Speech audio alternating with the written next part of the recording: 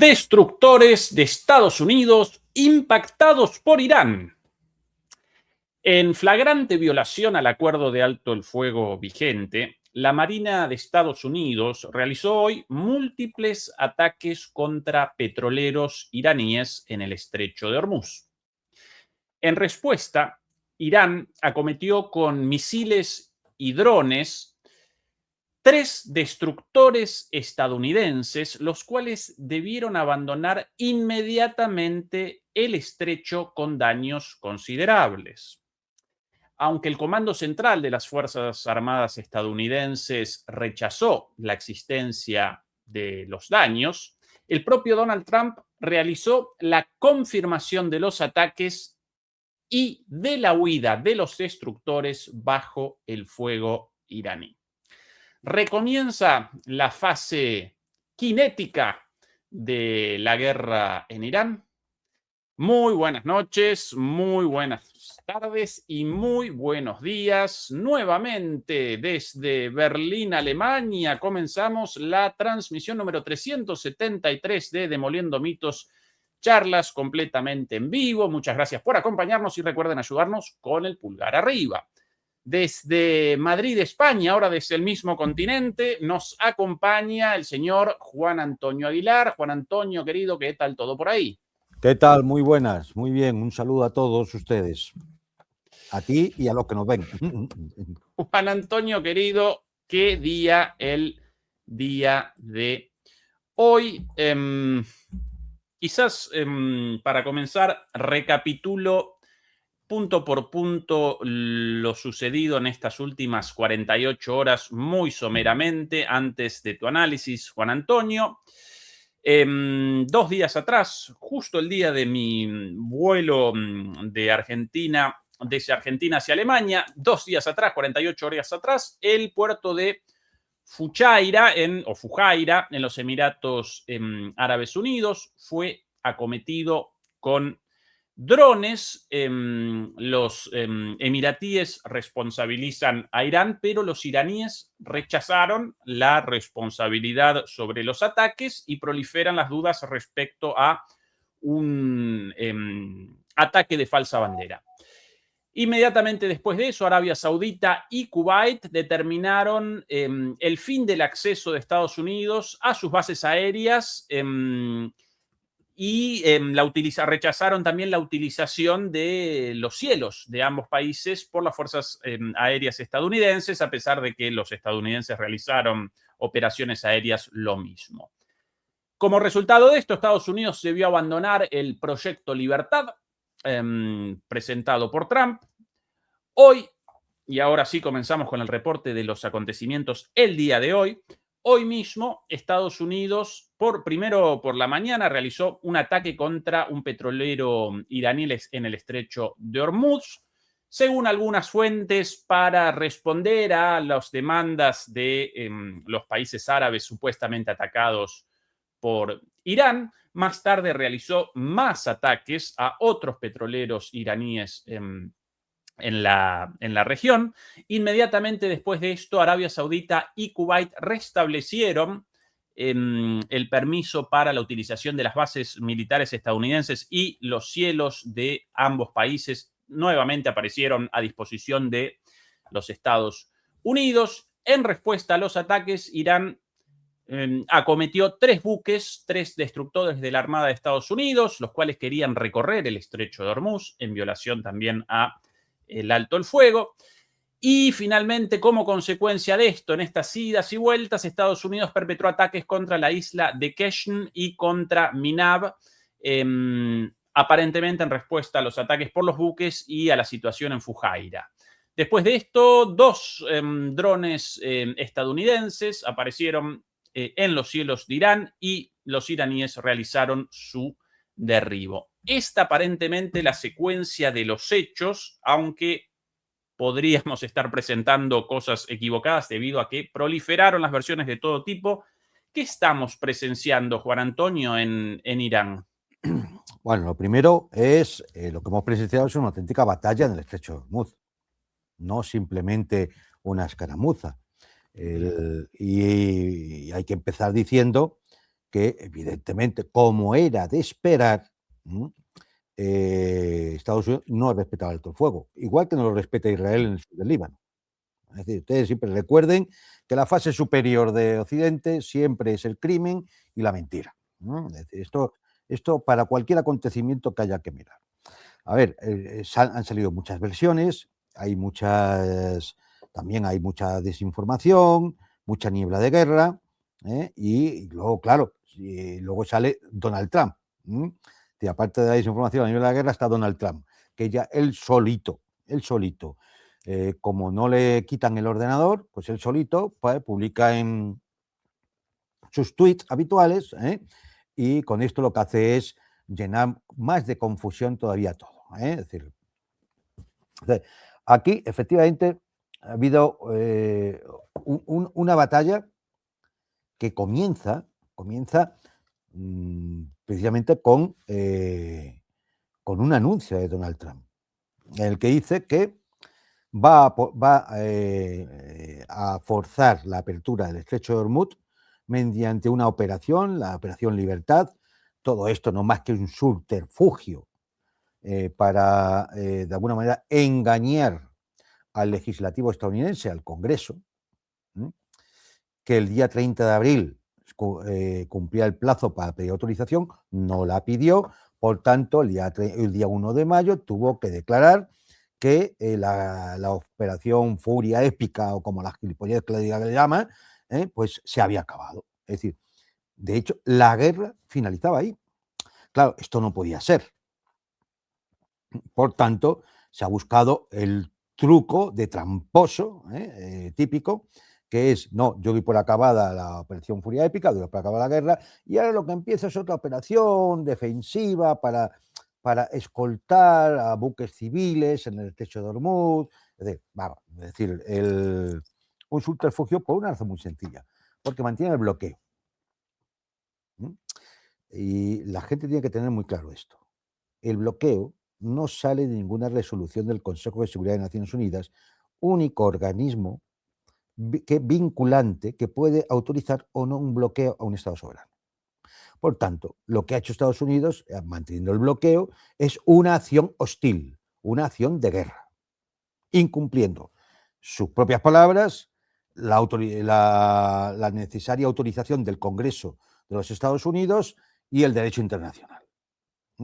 Ya, esto por encuadrar perfectamente el tema, ¿no? Entonces, ¿qué hace Trump? Bueno, anuncia esa operación y al día siguiente, y ahí cuando comienza ya, podemos decir, la batalla de las 48 horas, aunque todavía continúa a estas horas, porque se informan de incidentes, bueno, pues declara que va a proporcionar escolta armada a los barcos para que atraviesen el estrecho de Hormuz. Bueno, entonces, bueno, pues envían a 3 destructores. Tenía por aquí además los nombres de los destructores: el Trustum, el Mason y el Rafael Peralta, que tiene nombre de torero español. No sé quién sería este Rafael Peralta para que le hayan puesto el nombre de un destructor, pero bueno, es así, eran estos 3 destructores, ¿no? Y entran hacia el estrecho de Hormuz, claro, pensando en que los buques que están allí inmediatamente se van a poner detrás de estos destructores para que les guíen por el estrecho de Hormuz y salir y así dar comienzo a esa operación Libertad, ¿vale? Claro, ¿qué ocurre?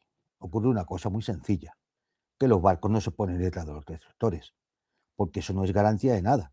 Y ninguna naviera, consciente del peligro, va a arriesgar sus activos, ese es su buque, lo va a arriesgar solamente por una chorrada de Donald Trump. Porque no tiene otro nombre, lo siento por la expresión, pero es que no tiene otro nombre. Porque hay que ser un cernícalo absoluto, un peinabombillas, para pensar que simplemente porque tú mandes 3 buques allí, desde 40 kilómetros no te va a lanzar un misil, o un dron, o un misil de crucero, o se va a acercar una lancha rápida y te va a lanzar otro torpedo o un misil, o alguien no haya minado determinadas rutas. Claro, es decir, con lo cual ningún buque pues se atreve.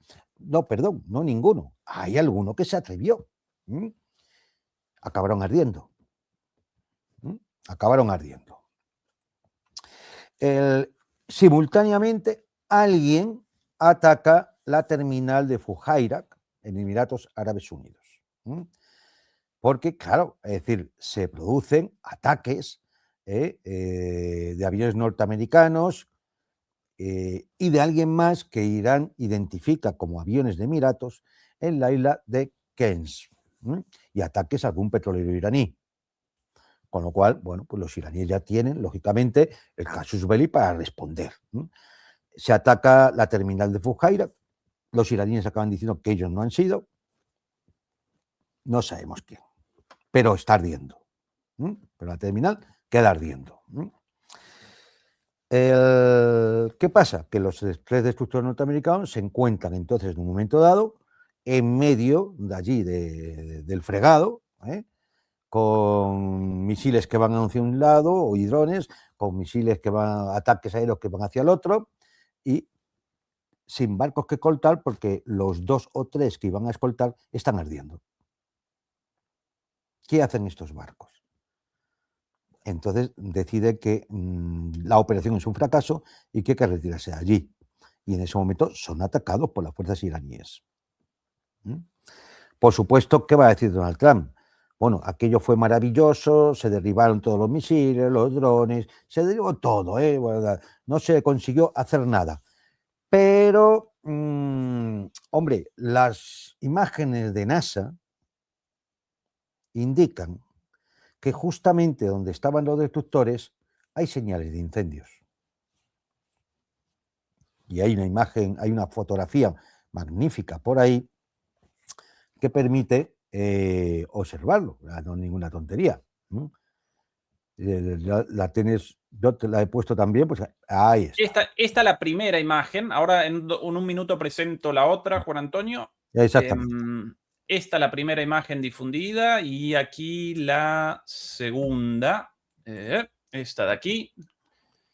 Eso Y es. por aquí también un video y bastante interesante, Juan Antonio, de lo mismo con el análisis satelital. Atención a esto. Quitando este y ahora... ahora sí. De un lado y del otro, antes y después, bien visible las manchitas, ¿no? Esas Sí, está claro, está claro. luces donde Está los barcos afectados, ardiendo, estadounidenses, donde los Está claro. destructores. Es decir, si pones la imagen primera, podemos identificar, hay una detección arriba de la imagen, posiblemente ese sea el barco iraní atacado. No lo podemos confirmar absolutamente, porque claro, la imagen de la NASA no te identifica el objetivo, pero posiblemente por la cercanía a la ruta permitida por la Guardia Revolucionaria, ese sea el barco iraní atacado. Y abajo tenemos 5 puntos rojos, que son los 3 destructores norteamericanos y 2 buques ardiendo, entre ellos, bueno, pues es decir, estos que habían decidido, digamos, creerse la historieta de Trump y acompañar a esos destructores. Luego hubo otro ataque iraní contra un petrolero de bandera gambiana, el Mauri Nari, pero ese ya más hacia el Golfo de Omán.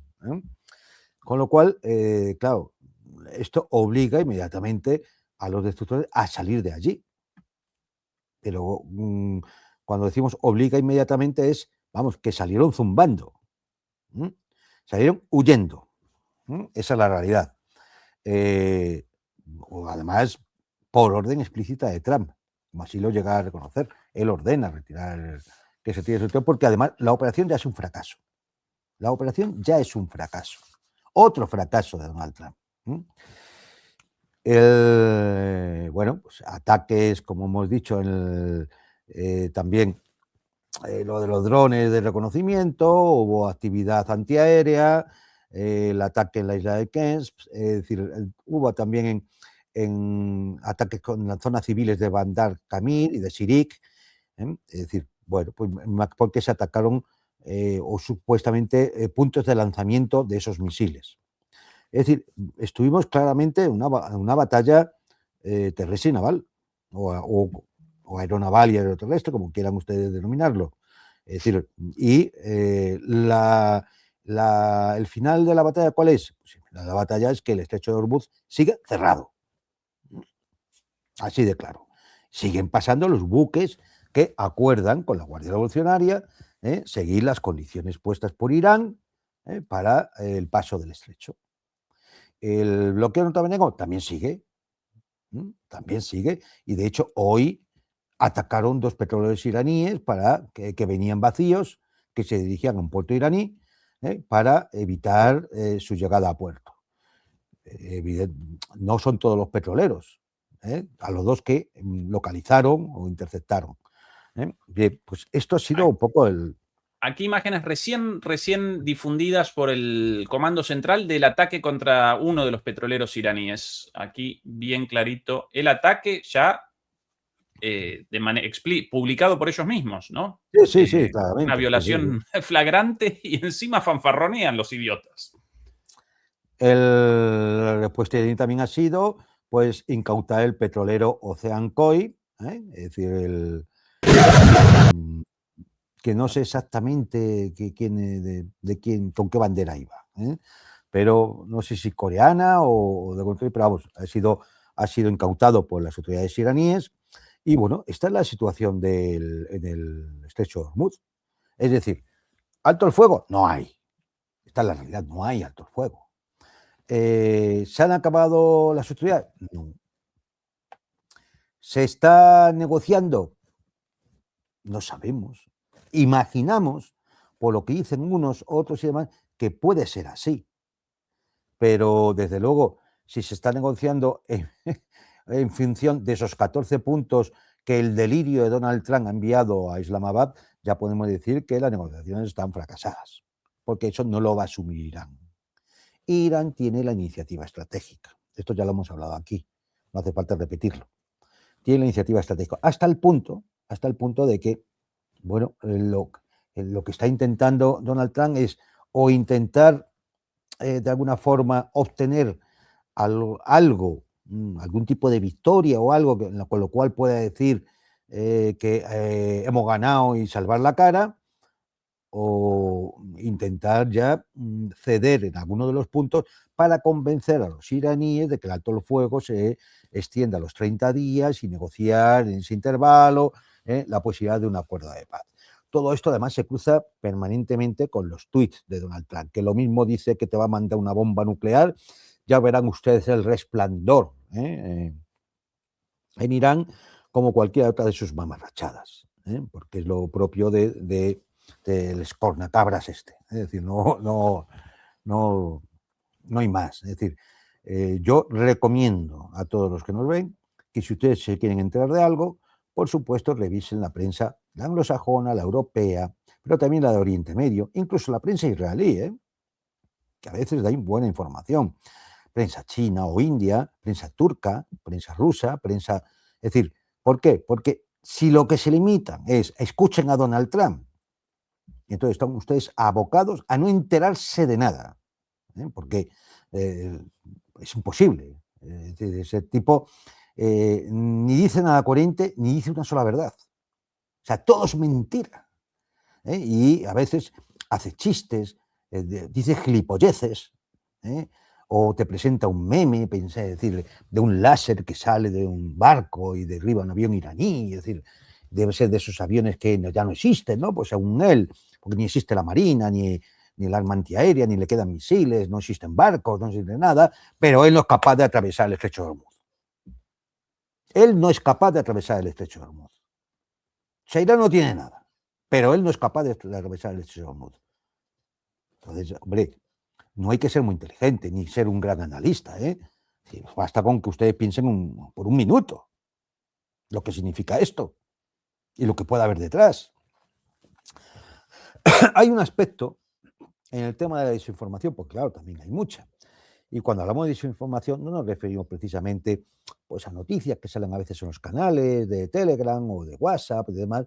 Bueno, porque sabemos que siempre circulan muchas cosas pues, que ni están contrastadas, ni hay posibilidad de confirmarlas. Y, bueno, pues es verdad, ¿no? Es así. No, cuando hablo de bulos, me refiero a los bulos y a la desinformación que procede de medios corporativos. Es decir, por ejemplo, de Wall Street Journal, o de Reuters, o de Bloomberg, o de Financial Times, o de Washington Post, de todos estos.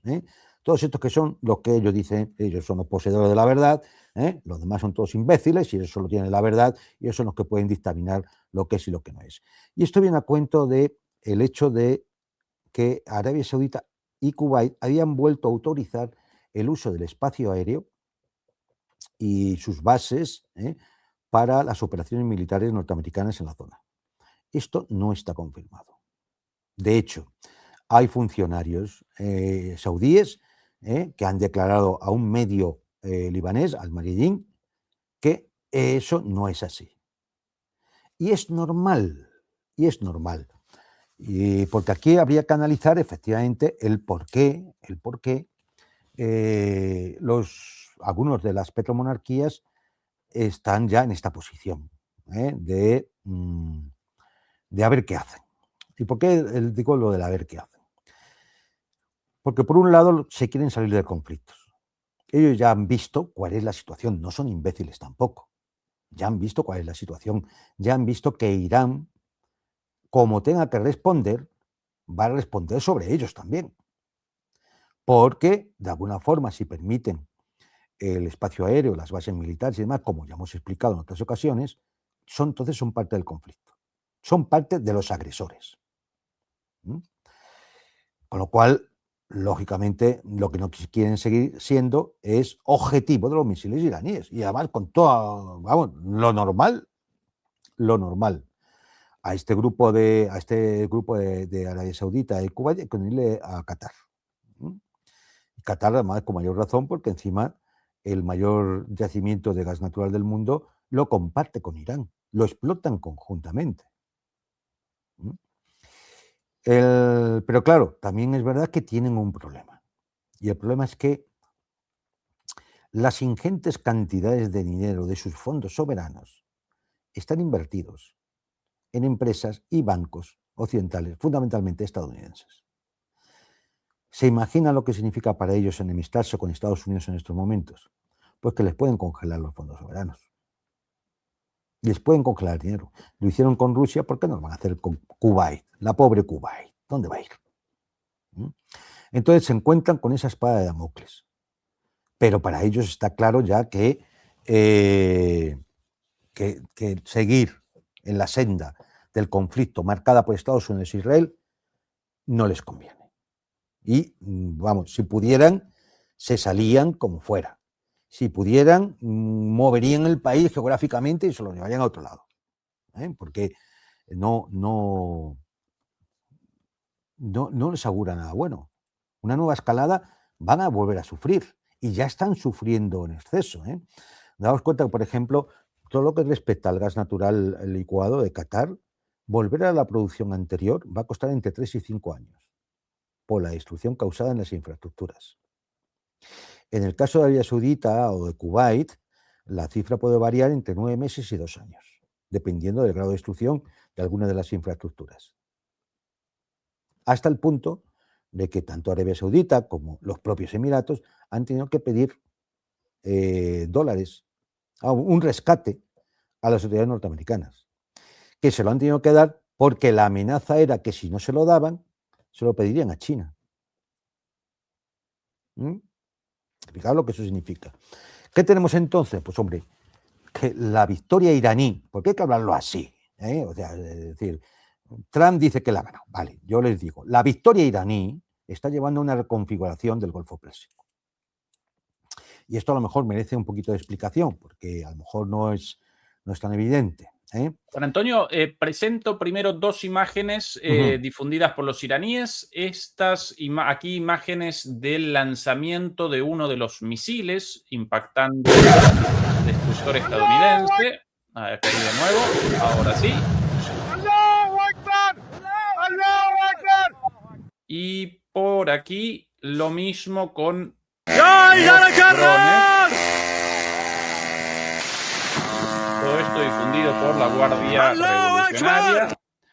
Y además de eso, presentaron la siguiente infografía bastante interesante con los misiles y los drones utilizados y alguna información adicional. Aquí a la vista a la izquierda, los drones Arash y a la derecha los misiles de Antibuque. crucero, antibuques, efectivamente, y según esta infografía, un misil y 3 drones realizaron impactos en una operación de 68 minutos denominada Shahid Maiban, en homenaje al comandante de la Marina iraní muerto, ese señor. Sí, al que asesinaron.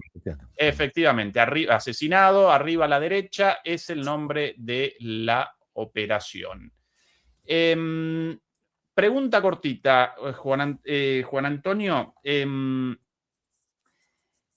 Hoy presenciamos efectivamente una batalla. Sin embargo, cada vez más analistas, entre otros Scott Ritter hace unos días, presenta un ataque masivo estadounidense como algo imposible en este momento. Según Scott Ritter, Estados Unidos no podría recomenzar verdaderamente las hostilidades debido a la escasez de misiles directamente. ¿Esto realmente tan así o podría así generar una última ola de ataques, en tu opinión? Hombre, vamos a ver, depende de lo que se llame un ataque masivo, no lo sé.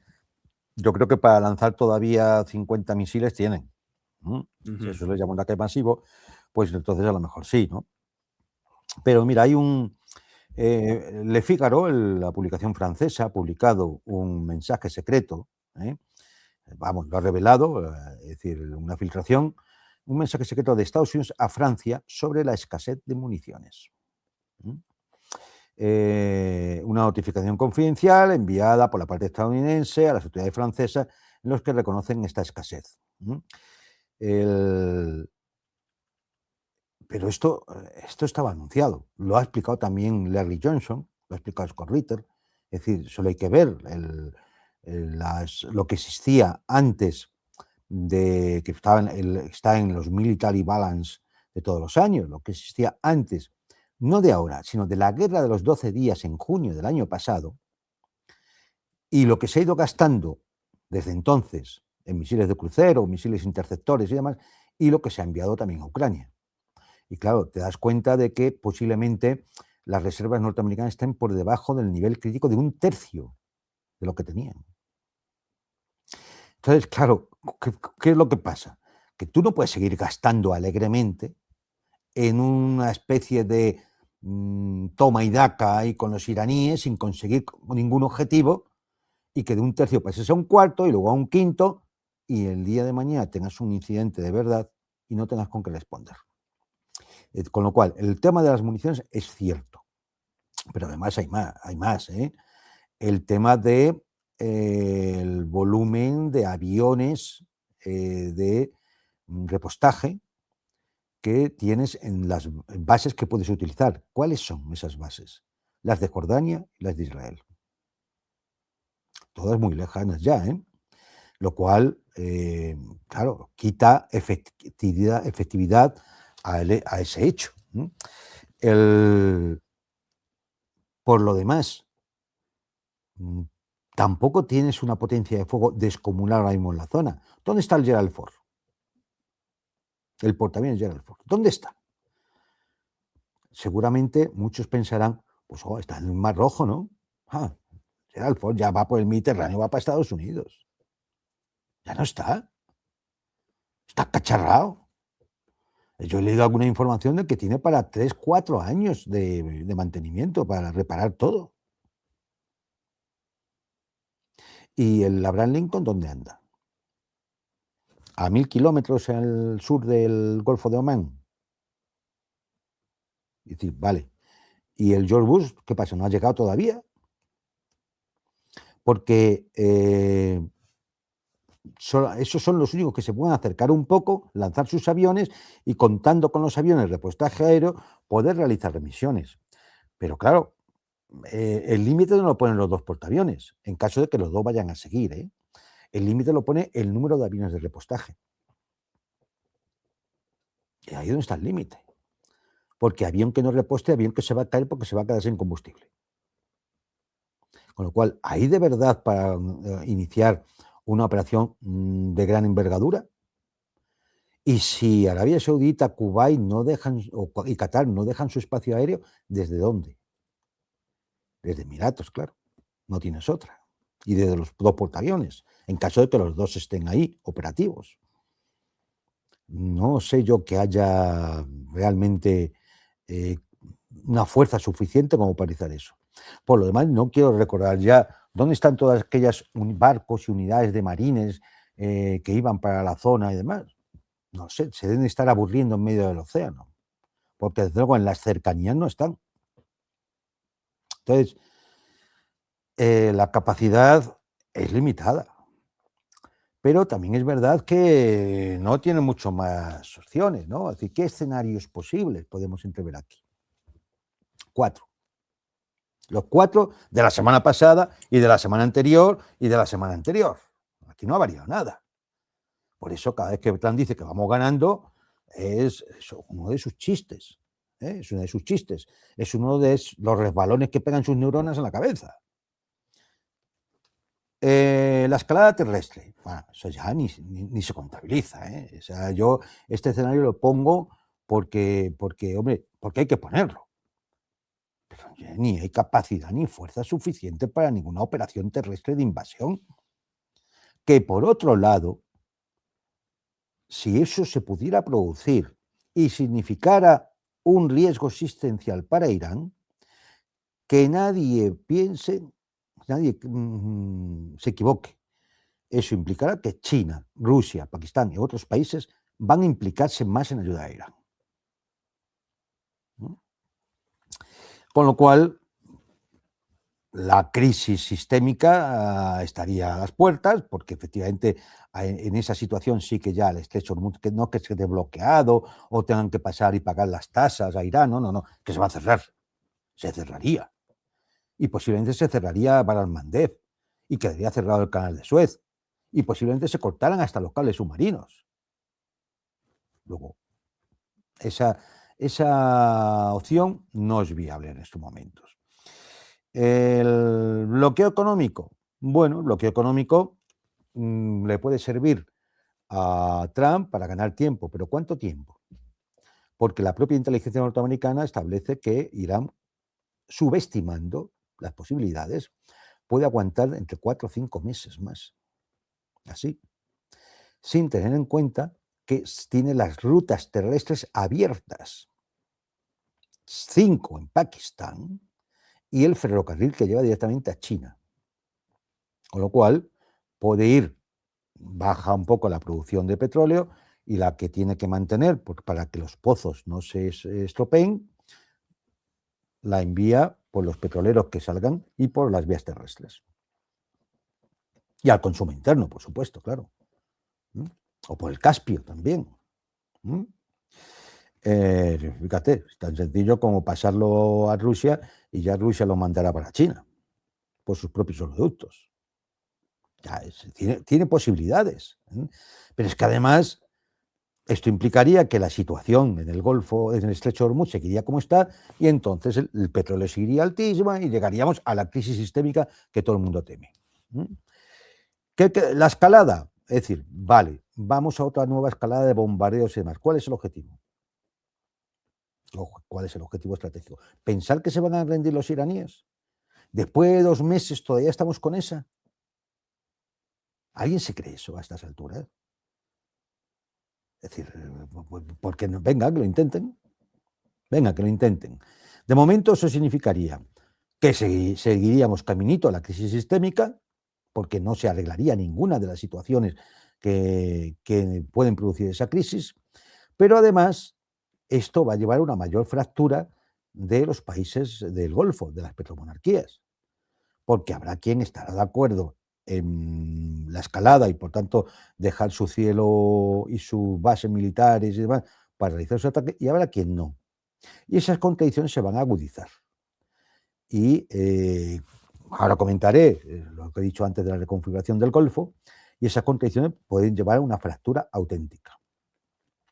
queda la opción del acuerdo, que yo creo que es la que, de alguna u otra forma, busca Trump para salirse del embrollo en el que le ha metido su amo Netanyahu. Pero, a ver, el tema del acuerdo, él lo podrá vender como quiera en sus tweets, pero es una derrota estratégica. Es una derrota estratégica y es una derrota, además, no solamente en el sentido político y geopolítico, incluso en el sentido militar, porque esto viene a indicar una cosa que habrá que reflexionar en el futuro, y es el dominio de los mares. Ya no lo van a tener entonces esas flotas de ataque de portaaviones que no se pueden acercar a menos de 1000 kilómetros de una costa porque les zumban. Luego entonces sí, puedes tener el dominio de las aguas internacionales en los océanos, donde no hay nada. Pero eso ya no es el dominio de los mares. Eso ya es otra cosa. Pero es que además ese acuerdo, si significa una derrota estratégica, lo venda como lo venda el mamarracho de la Casa Blanca, primero tiene que contar con que Israel lo acepte, porque si no, Israel seguirá atacando, seguirá provocando y seguiremos teniendo problemas. Y en segundo lugar, aquellos países del Golfo que no estén dispuestos a pasar por el aro del acuerdo porque ya están volcados de alguna forma en continuar la guerra, como Emiratos Árabes Unidos, puedan acabar fracturándose y al final volvemos a lo que comentaba antes de la fractura en el Consejo de Cooperación del Golfo y en la región. Y decía, ¿qué pueden hacer las petromonarquías? Uno, intentar evadir los puntos de estrangulamiento. Arabia Saudita tiene una posibilidad de enviar 7 millones de barriles diarios al Mar Rojo por un oleoducto e intentar sacarlo por Bab el-Mandeb, mira, todo eso no se corte. Y mientras no haya escalada, que obligue, por ejemplo, a Irán o a los yemeníes a bombardear ese oleoducto, con lo cual se acabó. Por tanto, a Arabia Saudita no le interesa la escalada. Hay un oleoducto entre, bueno, el de Emiratos Árabes Unidos, que va a un puerto de Arabia Saudita, que puede transportar 1,5 millones de barriles diarios. Pero claro, es Arabia Saudita, se va a caer en el momento que haya una escalada. Hay un corredor terrestre por ferrocarril entre Arabia Saudita y Emiratos que puede transportar 400 contenedores diarios. Pero aquí viene la gran contradicción que se está volviendo cada día más crítica entre Arabia Saudita y Emiratos. Contradicción que ya surgió en el asunto de la guerra en Yemen, donde los saudíes acabaron echándolos a los emiratíes de allí, en una guerra que ha sido sorda, que nadie se ha fijado en ella, pero que ha existido. Pero esto ha sido hace unos meses, no estamos hablando del siglo pasado, Y luego tendría la posibilidad de construir el famoso corredor IMEC, proyecto que va desde la India hasta pasando por Oman, Arabia Saudita y saliendo por Israel, que era el gran proyecto israelí para convertirse en el hub energético. Claro, la alianza suní, formada por Turquía, Pakistán, Egipto y Arabia Saudita, ya ha decidido que ese corredor IMEC ya no va a ir a Israel, va a ir a Egipto. Por tanto, es decir, ya no hay un objetivo estratégico tampoco, hay que sea factible, porque si eso no va a ir a Israel entonces le importa un rábano y va a seguir intentando fastidiar las cosas, ¿no? En definitiva, ¿qué significa esto? Pues que la situación ya no entre Irán y Estados Unidos e Israel, sino ya en toda la región es muy complicada, cada vez más compleja y cada vez intervienen más actores. Ustedes han oído que esta semana pasada Emiratos Árabes salió de la OPEP. Eso tiene su importancia. Primero, porque lo que intenta es saltarse las cuotas del cártel, producir más para cubrir el desastre económico que le ha provocado ya esta guerra, por supuesto. Y además poder cubrirlo subiendo la producción y vendiéndola en dólares, y para eso necesita, es decir, para empezar a realizar todo eso, necesita un rescate que le pida a Estados Unidos en dólares, porque si no va a tener que pedir a China.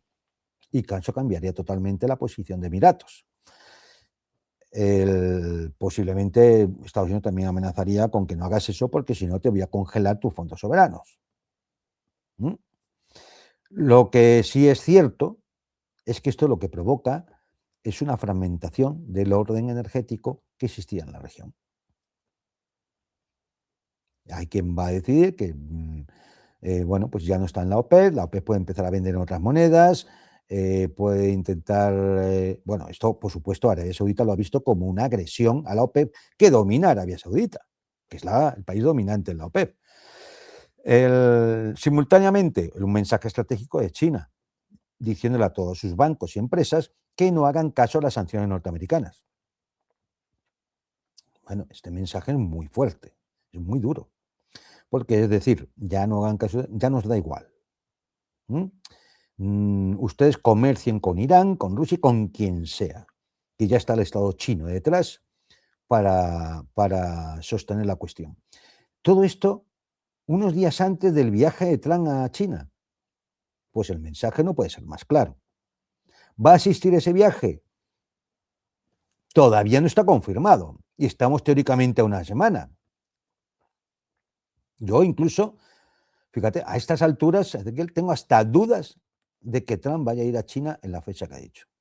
Entre otras cosas porque un viaje de Estado de esta importancia implica que los equipos técnicos ya tienen que estar trabajando, tienen que estar los documentos, tienen que estar todo confirmado, todo preparado, saber qué son los temas que se van a tratar en las reuniones, etcétera, etcétera. Y hasta ahora no hay ni confirmación de que vaya a ir Trump. Pues, hombre, pues no sé, mala cosa.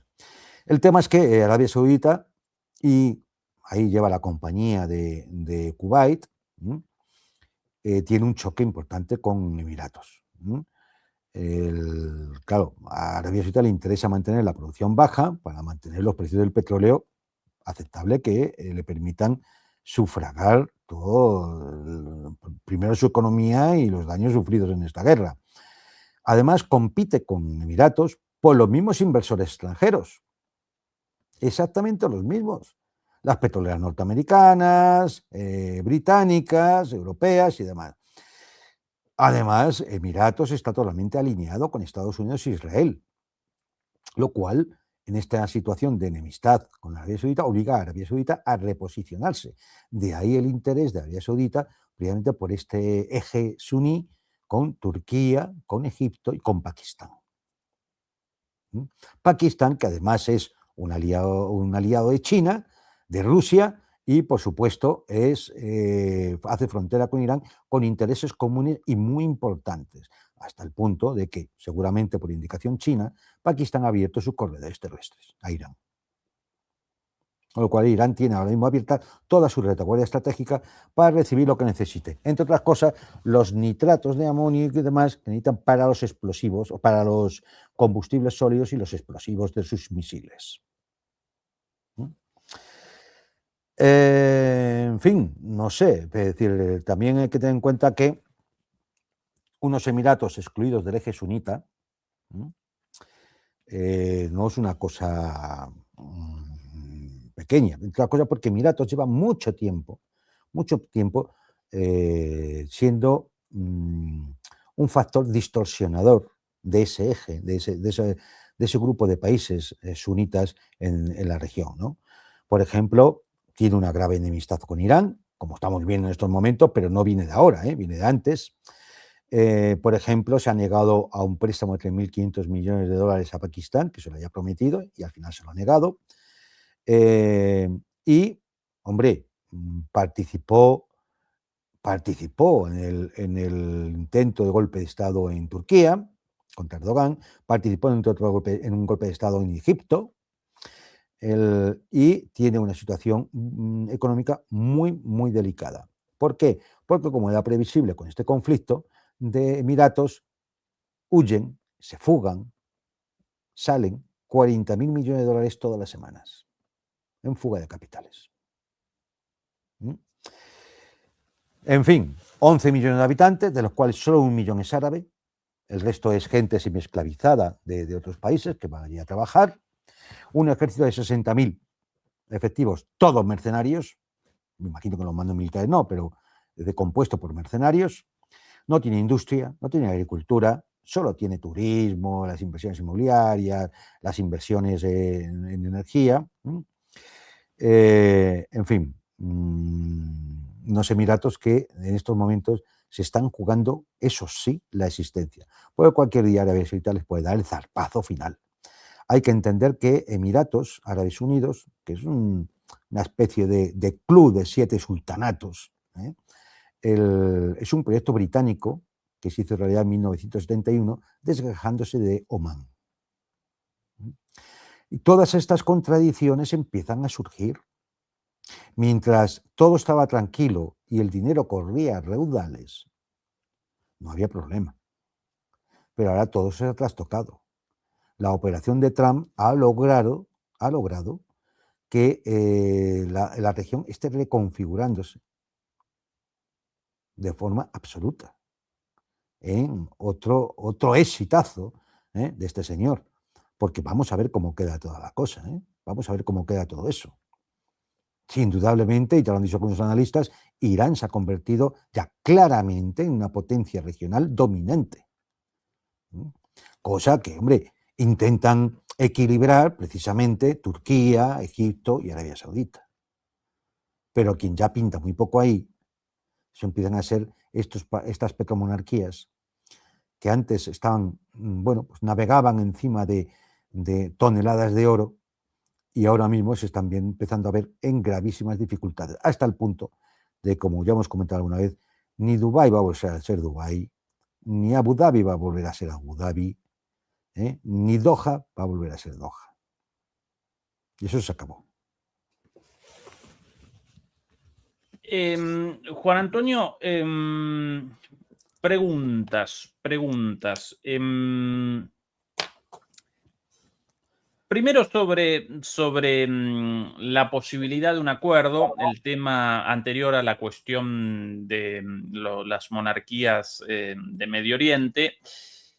Según una versión difundida incluso por analistas críticos, Irán podría convalidar un acuerdo de las siguientes características con el objetivo de generar una especie de salida para Estados Unidos, manteniendo a la vez o conquistando a la vez prácticamente todos sus objetivos. ¿Qué condiciones aparecerían como innegociables o qué condiciones aparecerían dentro de este acuerdo eventual? El control del estrecho de Hormuz y la posibilidad del establecimiento de peajes. Claro, Ezequiel, lo de los peajes es que ya hay, no solamente que se esté dando ya un reglamento, ya es una oficina para el tema y ya se ha hablado con Omán. Efectivamente, la oficialización de esto, y la aceptación por Estados Unidos, el fin de las sanciones, el descongelamiento de los fondos, la salida de Estados Unidos de la región, el fin de las hostilidades también en el Líbano, pero, y acá lo interesante de esta versión, pero por otro lado podría convalidar Irán la postergación del enriquecimiento de uranio por unos años para generar de alguna manera una especie de salida para Donald Trump y que entonces convaliden todos los puntos de Irán, excepto el del enriquecimiento de uranio, perdón, no recordé el del mantenimiento de la capacidad misilística y de drones, pero bueno, eso ya parece como descontado también. Bueno, la postergación del enriquecimiento por unos años solo como una suerte de justificación para Trump, mientras que todo lo demás acordado y aceptado por Estados Unidos. ¿Podría Irán realizar una jugada de este tipo o en tu opinión Hombre, no? Vamos a ver, mira. Es decir, realmente estamos hablando del acuerdo de Obama, otra vez, del acuerdo de Obama, porque cuando Trump habla como nada más que dice tonterías, cuando Trump habla, no necesitamos una un compromiso de Irán de que no va a desarrollar ninguna bomba atómica. Pero vamos a ver, pero si eso ya lo tenías. Si eso ya lo tenías en el acuerdo que hizo Obama, en la cual eran garantes 3 países europeos, Francia, el Reino Unido y Alemania, y China y Rusia. Eran garantes de eso. Ya tenías ese acuerdo. Y tú, Donald Trump, tiraste el acuerdo abajo. Y en ese acuerdo iba el levantamiento de las sanciones, la devolución del dinero robado, pues esto ya de congelar, es decir, robar, que es lo que se dedican estos, al pirateo y al robo, el dinero robado, es decir, a cambio de eso no se enriquecería el uranio más allá del porcentaje necesario para temas de investigación, medicina nuclear y energía pacífica. Eso ya estaba. Con lo cual, eso Irán puede aceptarlo perfectamente. De hecho, no se ha revocado la fatua de Ali Khamenei sobre el tema de no desarrollar armas nucleares. Eso está vigente. Es decir, por tanto, eso no es más que el acuerdo que teníamos con Obama. Hay que sumarle el asunto del Líbano. Hombre, claro, el asunto del Líbano. Claro, es que vamos a seguir consintiendo la Gaza 2 ahora. O sea, otro genocidio por parte de los mismos, de la Kipá, otra vez. ¿Seguimos consintiéndolo? Hombre, no, ya está bien, ¿no? Luego es lógico, y más teniendo en cuenta que quien lleva esa guerra, que por cierto la están ganando también, es Hezbollah, que es aliada de Irán. Es lógico, pues como si fueran los yemeníes o las milicias en Irak o lo que fuera. Con lo cual, bueno, eso es una condición, pero es una condición que no tiene que aceptar Trump, la tiene que aceptar Israel. Trump lo único que tiene que hacer es llamar a su amigo y decirle, ya está bien y hasta aquí has llegado. A su amigo que a lo mejor, su amigo le queda hasta octubre, en el mejor de los casos, suponiendo que el juicio y todas estas cosas no, le queda hasta octubre, porque en octubre hay elecciones en Israel. Yo quiero imaginar que los israelíes no van a volver a votar a este asesino. Pero nunca se sabe. El punto, quizás más fastidioso, sería el de que Estados Unidos tuviera que abandonar el Golfo Pérsico. Vamos, abandonar las bases militares del Golfo Pérsico. Ahí puede haber una mayor discusión porque, bueno, abandonar las bases aéreas de Arabia Saudita o de Kuwait, pues es un fastidio, pero es que en Bahrein es que está la base de la Quinta Flota. No hay muchas opciones alternativas donde colocar esa Quinta Flota. Entonces, eso es un punto de fricción. Aquí sí que puede que esté buena parte de la discusión. Por mucho que Trump nos entretenga con el tema nuclear, puede que, porque esto sí que representa la derrota estratégica. Esto sí que representa la derrota estratégica. Entonces, aquí la posición de Arabia Saudita va a ser fundamental. Porque si Arabia Saudita está por, oye, hay que llegar a un acuerdo y si esto es así, tiene que ser así. Y Arabia Saudita lleva consigo a Qatar y a Kuwait. ¿Queda a lo mejor la base de Bahrein? Pues a lo mejor podría quedar, no lo sé, ahí ya qué pensarán los iraníes, ¿no? Pero o se traslada todo a bases en Emiratos, dando al Golfo de Omán, no por encima del Estrecho de Hormuz, sino más allá del estrecho. Podría ser, pero en definitiva estaríamos hablando de la cuestión del Líbano, que depende de Israel, y del acuerdo que ya se tenía con Obama. Por supuesto, el tema de los misiles, y esto, ya se puede olvidar. El tema de que se les van a entregar el uranio enriquecido, se pueden olvidar. Eso no va a ser así. Es decir, con lo cual, pero no creo que el acuerdo se vaya a ir por el sumidero simplemente por 460 kilogramos de uranio enriquecido. Cuando además hay ofertas, entre ellas la de Rusia, es decir, vale, nos hacemos cargo nosotros y ya está. Y ese uranio se irá utilizando poco a poco pues en las centrales nucleares iraníes o para sus temas de investigación o lo que sea. Supervisión lógica y normal de la Asociación Internacional de Energía Atómica, pues ya está, ¿no? Pero además es que eso también estaba en el acuerdo de Obama. Es decir, que tampoco sería una cosa novedosa. Es que también estaba. Y de hecho, Rusia era garante de ese acuerdo, junto con China, los países que hemos dicho, ¿no? Era garante. Por lo tanto, aquí la cuestión que realmente significa un cambio cualitativo, es decir, que Estados Unidos tenga que abandonar sus bases y sus instalaciones militares en la zona. También es verdad que poco queda de esas instalaciones militares.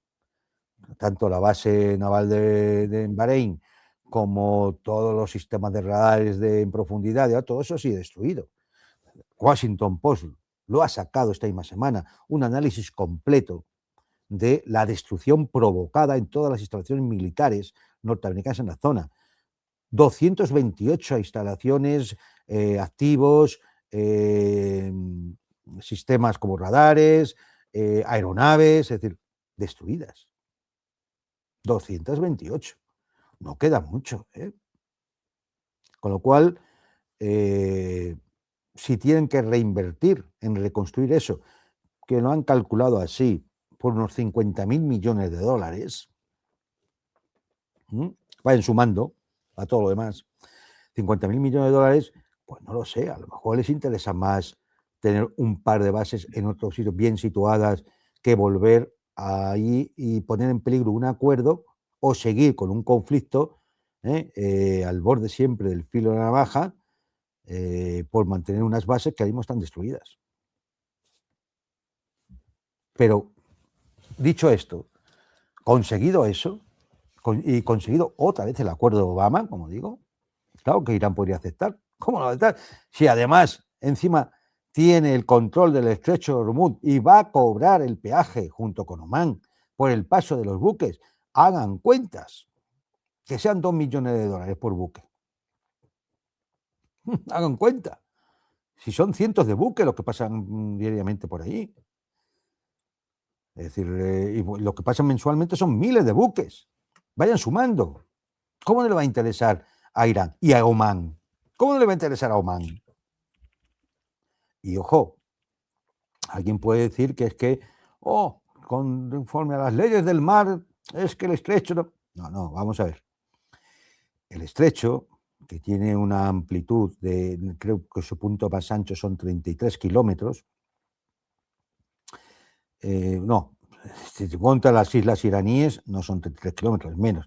Cae dentro de las aguas jurisdiccionales tanto de Irán como de Omán. Y Irán no firmó la Convención sobre Derechos del Mar de Naciones Unidas. Es decir, no está obligada. No está obligada. Y evidentemente no va a cobrar a Irán y Omán no.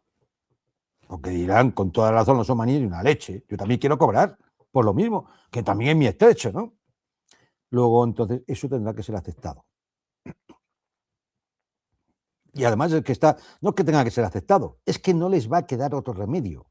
Porque si no, buque que pase por ahí va a tener problemas. Y entonces seguiremos con el estrecho de Hormuz prácticamente cerrado. Y entonces seguiremos con los mismos problemas, las mismas crisis de las que hemos hablado, que nos llevan a una crisis sistémica. Y entonces no hay alternativas. O vamos a la crisis sistémica con el coste que eso tiene para el propio Trump, porque esto impacta directamente en Estados Unidos.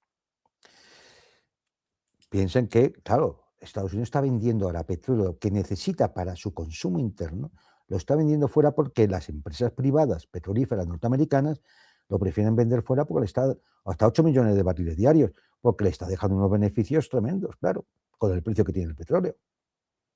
¿Y eso qué ocurre? Pues que impacta dentro de Estados Unidos en el aumento de los precios de las gasolinas y, por lo tanto, en la credibilidad de Trump y, por tanto, en las elecciones de medio término. No queda otra. No tienen otra opción. Es decir, permitir, o sea, la única es arrebatarle el estrecho de Hormuz a Irán. ¿Cómo? ¿La invasión terrestre otra vez? ¿Cómo? En una ventana que tiene Trump ahora mismo desde prácticamente mediados de mayo ya a noviembre, que son las elecciones. ¿Qué piensa hacer? En medio de todo, además de toda una serie de hitos, ¿qué piensa hacer? Si solamente llevarte allí 600, 700, 800.000 efectivos para poder iniciar una operación terrestre, te va a llevar meses, meses. No tienes tiempo ya. Lo más que puedes hacer es intentar mantener esta situación, ganar tiempo, a ver si se llega así a diciembre y a lo mejor luego intentar ¿qué? ¿Y si pierdes el Congreso y el Senado? ¿Qué vas a intentar? Ya no le queda tiempo. Se acabó. Y mientras Irán pueda lanzar un solo dron, una sola mina, un solo misil al estrecho de Hormuz, como es un nodo crítico, creará la suficiente disfunción para que esa criticidad se extienda sistémicamente a todo el orden global. Pues nada, no sé, yo es que, claro, uno escucha a Trump y escucha a Peter Hegseth, claro, pues es como viven en mundos paralelos, pues, pues no sé, no sé, a mí es que me gustaría escuchar a analistas militares del Pentágono, de verdad, es decir, que pudieran hablar libremente de cómo ven la situación.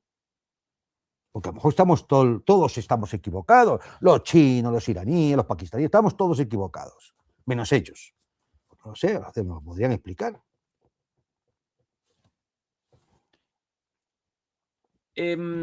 A propósito de la posibilidad de un acuerdo de estas características o de otras características, pero en el cual evidentemente Irán va a aparecer como una potencia regional de peso, sin lugar a dudas, como la potencia regional, la responsable de la derrota de Estados Unidos. ¿Qué podemos vaticinar para precisamente Emiratos Árabes Unidos, Kuwait, Bahrein, Qatar? La versión leída por ahí, Juan Antonio, en el caso efectivamente de la oficialización del control del estrecho de Hormuz por Irán y por Omán, ¿podrían desaparecer algunos de estos países establecidos por la fuerza, por Reino Unido en su momento y apoyados después por Estados Unidos? Como por ejemplo, Emiratos Árabes podría desaparecer dentro de Omán, por ejemplo, podría desaparecer Kuwait dentro de Irak, país, por cierto, Kuwait, basado básicamente en la presencia estadounidense y no más que eso. Y Bahrein y Qatar podrían también o realizar una fusión o desaparecer dentro de Arabia Saudita. ¿Un escenario así aparece como algo probable, Juan Antonio, o muy difícil una cosa así? A ver, hay cosas posibles. El tema de Emiratos tiene pinta de acabar mal, ¿eh? Tiene pinta de que en cualquier momento pase a Arabia Saudita y quizás Omán recupere parte del territorio, pero Emiratos tiene muy mala pinta, muy mala pinta. Es más, parece que incluso ya no hay un acuerdo clarísimo entre los propios sultanatos. Sabéis que son 7. Ya empieza a haber también disensiones internas entre los propios sultanatos. Es decir, eso es una construcción artificial, totalmente artificial. Y por tanto, efectivamente, en un momento determinado puede acabar desintegrado y repartido. No sería de extrañar. Bahrein. Bahrein es un problema para Arabia Saudita porque tiene mariachi, de hecho lo controla. Hablar de Bahrein como un país independiente es un chiste. De hecho, no sabemos ni siquiera si el rey o el sultán de Bahrein sigue allí y no se ha ido a Estados Unidos a refugiarse. Es muy posible que a lo mejor Bahrein también cayera o directamente bajo la égida de Arabia Saudita, porque, a ver, por su mayoría chiita podía ser de Irán, pero tú imagínatelo, no creo que Arabia Saudita vaya a consentir tener una base iraní ahí al ladito, claro, al ladito. Es decir, Qatar también podría sufrir alguna consecuencia, sobre todo si Arabia Saudita toma una acción expansiva. Si tiene además ese apoyo de Pakistán, de Egipto, de Turquía, pues sí, podría tener pero bueno, aquí quizás fuera a más largo plazo. Es un poco como lo de Kuwait. Irak siempre va a seguir reivindicando Kuwait, como hizo en su día con Saddam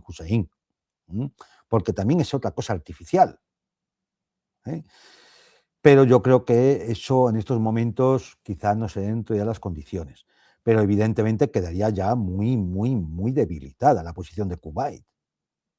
O sea, fíjate ahí, entallado entre Irak y Arabia Saudita, pues va a Y sin tener... el apoyo militar Sí, sí, estadounidense, por lo claro, menos, claro, ¿no? claro, claro, claro. Es decir, con un Irak que además, pues, es decir, en el momento que salgan los estadounidenses del todo y ya prácticamente solo les queda la base de Bagdad y una que tienen en la zona kurda arriba, pues en el momento que salgan del todo de ahí, pues es que Irak empezará a sacar de nuevo la cabeza.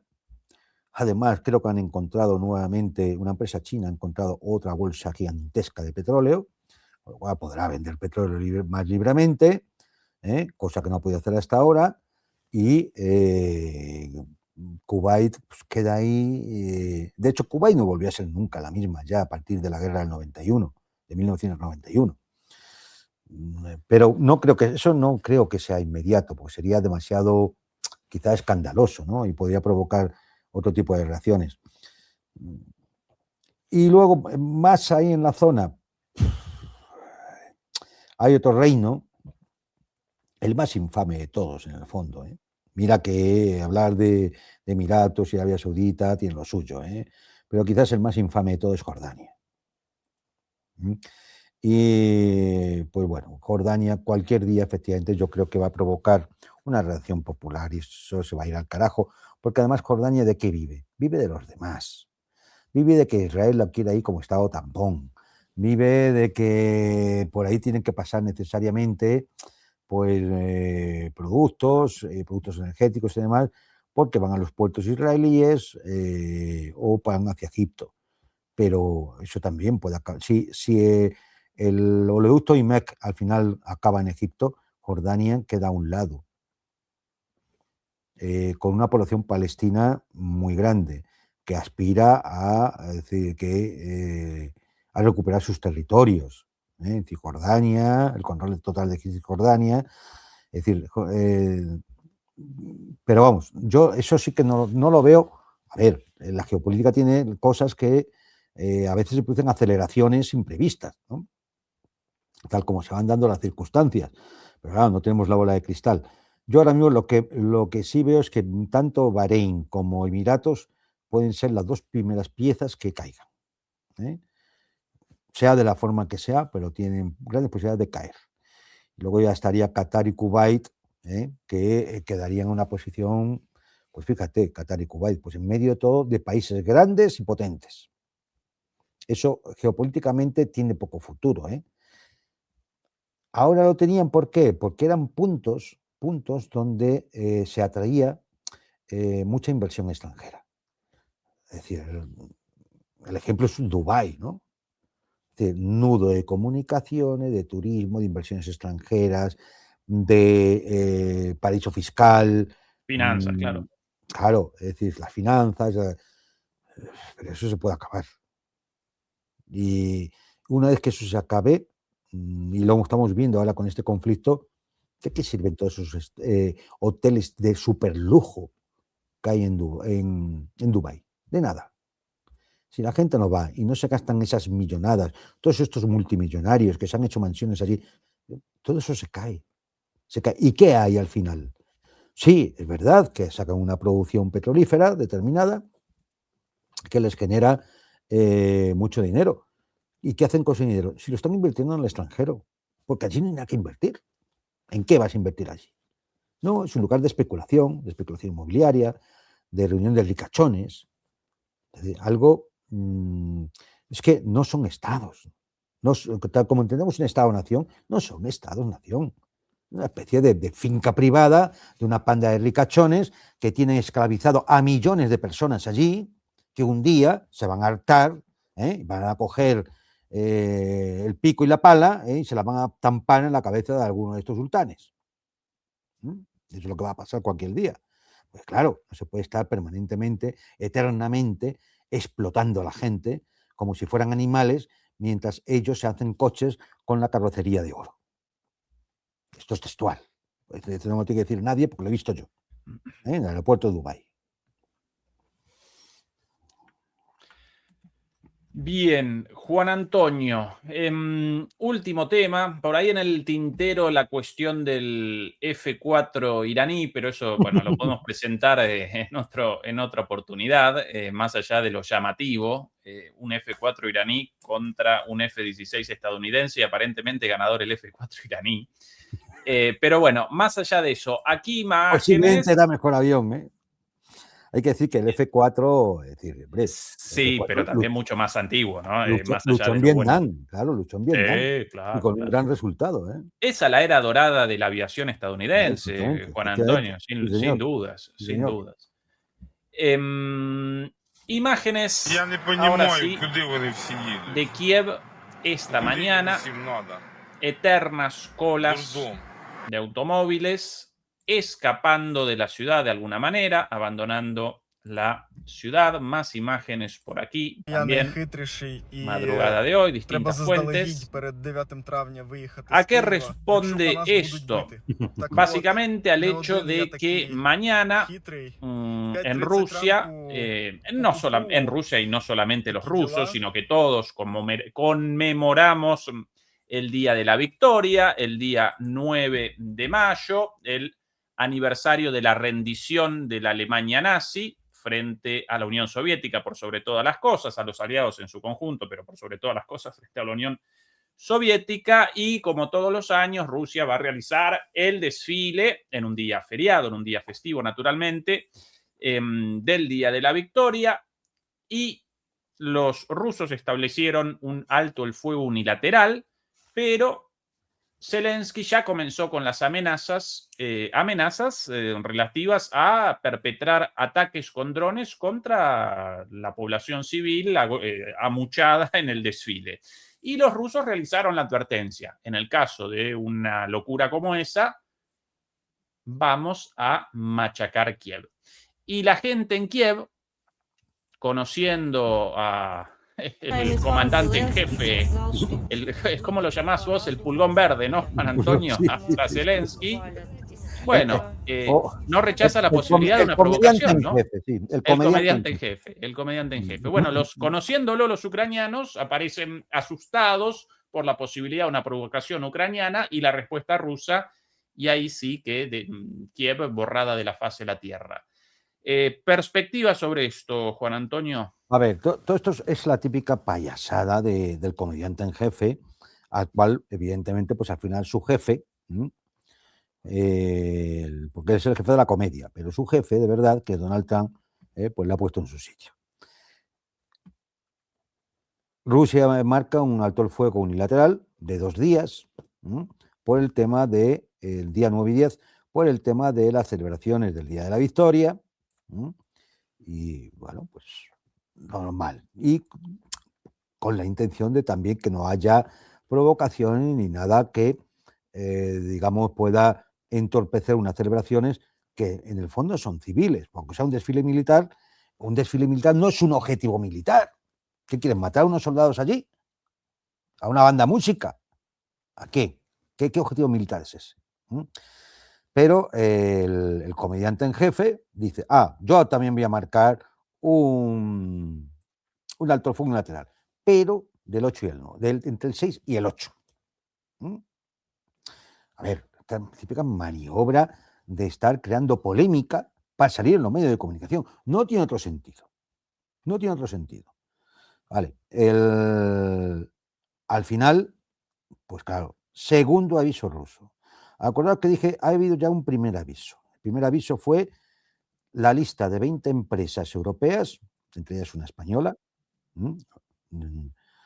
UAV Navigation, aunque tenga nombre en inglés, porque a ver, la gilipollez es algo que se extiende por todos lados, le puso nombre inglés. Bueno, pues esta empresa es una de las 20 señaladas por el crimen como objetivos militares legítimos. Primer aviso. El segundo aviso ha venido, bien, si Zelensky intenta provocar en una celebración puramente civil, histórica, provocar algún incidente en esa celebración, donde va a haber miles de personas, donde va a haber dirigentes extranjeros.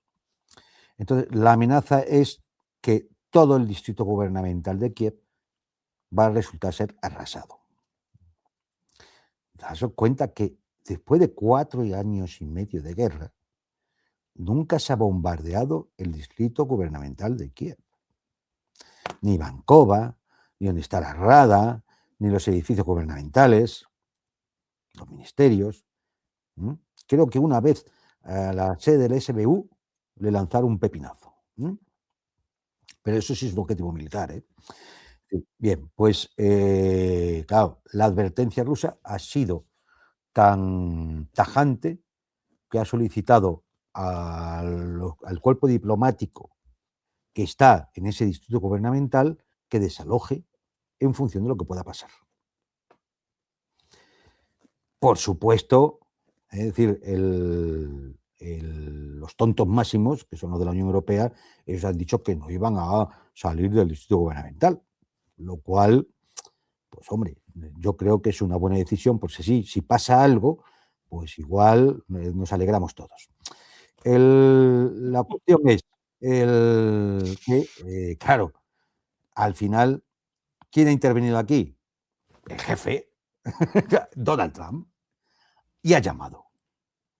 Y le ha dicho al comediante en jefe, mira, no solo no, sino que además a mí me interesa que extiendas un poco el alto el fuego, haya un intercambio de prisioneros y, oye, así me marco yo algo, hombre, una pequeñita victoria después del sufrimiento que tengo con lo del estrecho de Hormuz, pues que pueda decir entre los marcianos y este alto el fuego, pues saco cositas. Y así ha sacado los marcianos, o si quieres lo comento, sacamos lo de los marcianos y, oye, pues un alto el fuego y un intercambio de prisioneros de 1000 por 1000, lo cual está muy bien, porque es bueno que los prisioneros, oye, pues vuelvan a su casa. Y así el alto el fuego estaría del 9 al 11. Por supuesto, Zelensky dijo alto el fuego unilateral del 6 al 8, que no lo cumplió, porque ha atacado una pequeña población y ha matado a un padre y una niña. Lo de siempre, sus grandes objetivos militares, el crimen. El crimen por excelencia. El crimen por excelencia apoyado por los gobiernos europeos, por UAV Navigation y demás empresuchas, las empresas de la sangre. No, vale, bien, pues ya está. Es decir, no lo ha cumplido, bueno, en fin, pues ya sabemos lo que es. Es decir, recuerden ustedes lo que es Occidente. Entonces, es decir, bueno, pues. Pero ahora se va a cumplir.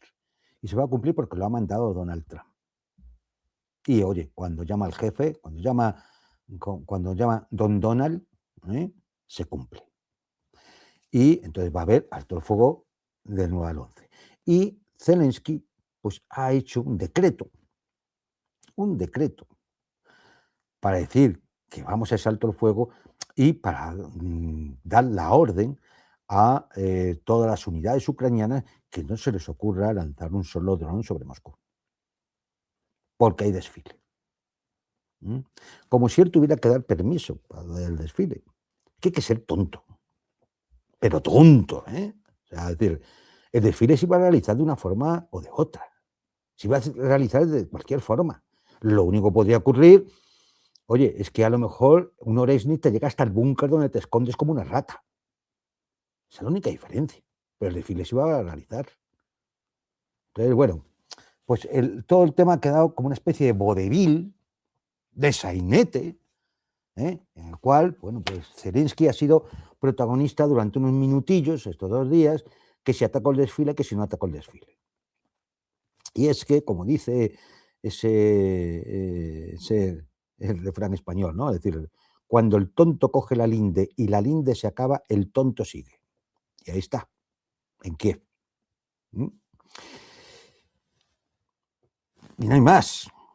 Quiere decir, claro, los ucranianos que efectivamente conocen la estupidez infinita de este tipo de su cuadrilla, han dicho, este es capaz, y como es capaz, nos vamos de la ciudad. No sea que nos empiezan a caer pepinazos. Y oye, pues aprovechando que son fiestas, que el 8 es fiesta por el Día de Europa, o por como pues, lo cambió, Zelensky cambió el 9 por el 8, estas cosas que hace. Y el 9 sábado, bueno, pues los ucranianos han dicho, vámonos de aquí. Y son las imágenes que vemos. Bueno, pues oye, que pasen al menos un buen fin de semana. Yo espero que efectivamente a nadie se le ocurra lanzar un dron. Oye, que disfruten de la soledad de los restaurantes todos los imbéciles de los cuerpos diplomáticos europeos allí en Kiev, que también son una importante competencia para Zelensky a la hora de la tonturria. Y nada, ya está. Mañana será el desfile. Bueno, mañana, es decir, el desfile será el 9 de mayo y punto. Asistirán líderes extranjeros, Uzbekistán, de Kazajistán, Iván Lukashenko de Bielorrusia, de Osetia, de Abjasia, en fin. Europeos Robert, también con Robert Fico, ¿eh? Fico está allí también, ya está allí. Es decir, bueno, pues será una celebración muy normalita porque este año no es ningún número entero de aniversario ni nada y ya está. Pero eso sí, el segundo aviso está dado. Vamos a ver el tercero. Por cierto, el próximo domingo, pasado mañana, después de la charla con Fernando a las 9 de la noche, vamos a realizar una charla con Juan Antonio a las 11. Y ahí quizás, Juan Antonio, con tu permiso, podríamos deliberar sobre la cuestión de la decisión de Rusia de no determinar la eliminación de Zelensky, entre otras cosas, ¿no? Sí. Es la gran pregunta. Porque en algún momento podía generar sentido que, ya que Zelensky cometía errores, Ucrania cometía errores, pero en este momento, ¿por qué no? Bueno, pregunta para la conversación del domingo, interesante. Juan Antonio, los ovnis, lo último, Es la a otra propósito de Trump. parte de las últimas horas de Trump, ¿no? Es decir, la desclasificación de documentos oficiales norteamericanos, creo que están en público, una web, no la tengo aquí en mi apuntada, aro.is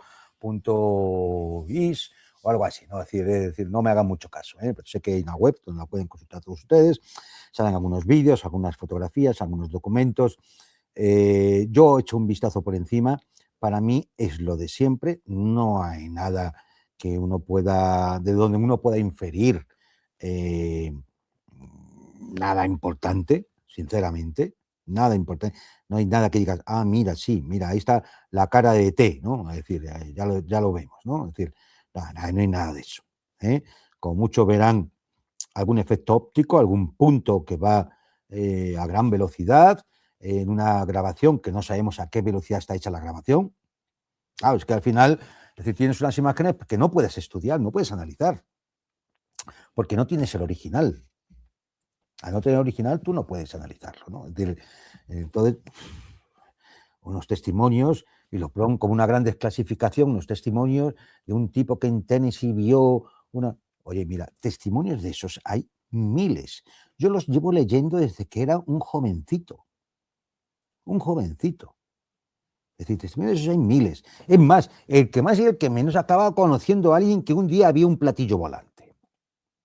Es decir, que no es algo tan raro. Evidentemente, hay fenómenos que merecen ser estudiados por la ciencia. Porque sí que hay fenómenos de estos. Se dan. No todos los testigos van a ser unos mentirosos. No todos van a ser unos locos.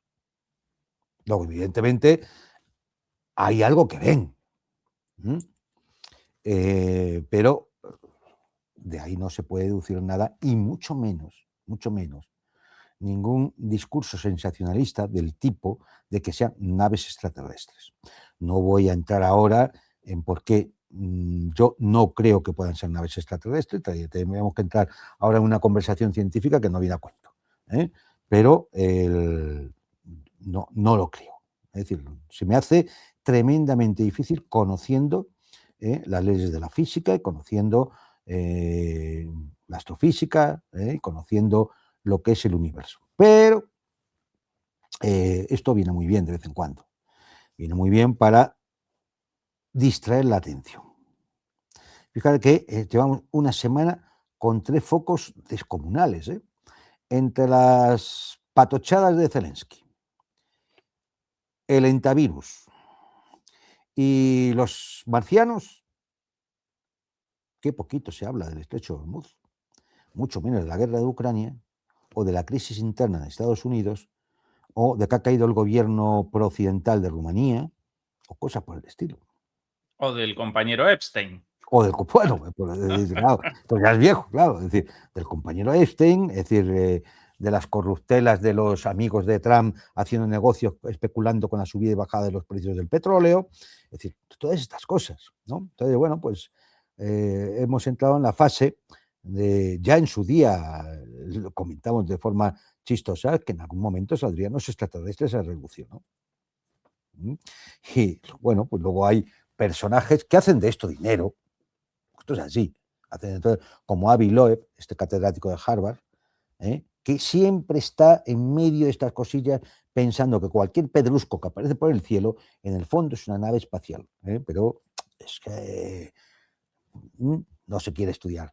O, hombre, uno pensaba, después de haber escuchado tantas veces, que los gobiernos del mundo ocultaban la información sobre los extraterrestres, pues ahora resulta que se empiezan a desclasificar documentos.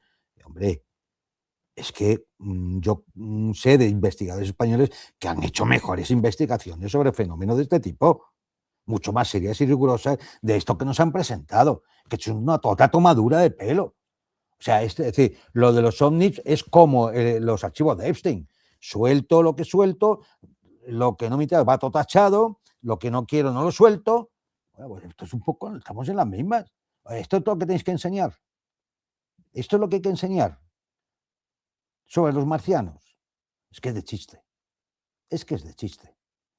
Pero oye, a la gente se la entretiene con estas cosas.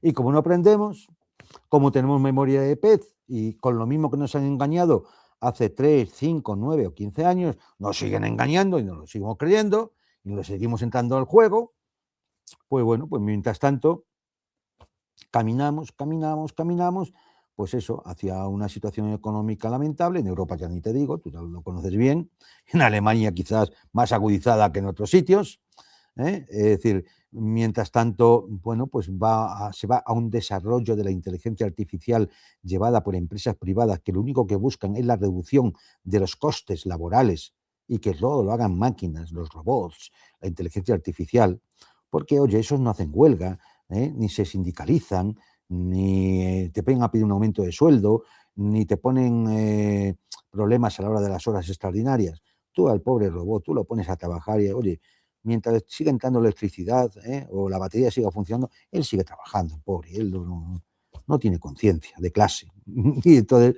pues no le queda más remedio, ¿no? Pero mientras tanto, decenas y decenas y decenas de miles de trabajadores van a la puñetera calle. Para que los Jeff Bezos, los Elon Musk, la gentuza de Palantir y demás sigan ganando dinerales, cada vez más, y convirtiéndose en los grandes actores geopolíticos, dado que el presidente de los Estados Unidos no demuestra de ser más que un majadero, incapaz de llevar adelante una política, un plan, aunque solo fuera por el bien de los propios ciudadanos norteamericanos, ¿no?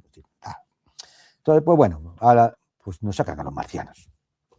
Que llamen a ustedes a Mulder y a Scully y que cualquier día esto lo veremos en algún programa de análisis geopolítico, a Scully contándonos los marcianos. El expediente X y Z. Juan Antonio, querido, el domingo nosotros nuevamente por aquí a las 11, después de la charla dominical de todos los domingos con Fernando a las 9 y mañana nosotros por aquí solitos en nuestros análisis de los sábados. Mensajitos por aquí, David, hola Yabriones, hola Yabriones, me hice miembro, pero no me salen los privados. ¿Qué privados, David? Mensajito, por favor, a nuestro correo electrónico. Se referirá a lo mejor al canal, a los que son bajo suscripción o algo así. Sí, pero nosotros desde hace tiempo con prácticamente todos los contenidos públicos y los otros del pasado, pero hace ya más de un año, esos accesibles seguramente si él miembro. David, querido, mensajito por correo electrónico a la dirección del canal para responder a tu duda. Muchas gracias por la membresía. Y por aquí, saludos Ezequiel y Juan Antonio desde Chile. Waldo Quijada desde la Araucanía en Chile nos acompaña siempre. Recuerden acompañarnos en nuestro canal en Patreon, donde presentamos lo que no podemos presentar aquí. Juan Antonio, como siempre, un placer. Hasta el próximo domingo y bueno, nosotros de nuevo por aquí, por Europa, algunas cosas escuchadas en estas últimas horas sobre Alemania, Juan Antonio, la debacle de este país, ya parece a la vista de todo el mundo, pero conociendo cosas de distintos ámbitos, genera preocupación, querido Juan Antonio. Me lo supongo. Estimado Juan Antonio, un abrazo, demoledores y demoledoras. Hasta el día de mañana. Chau, chau. A pronto, adiós.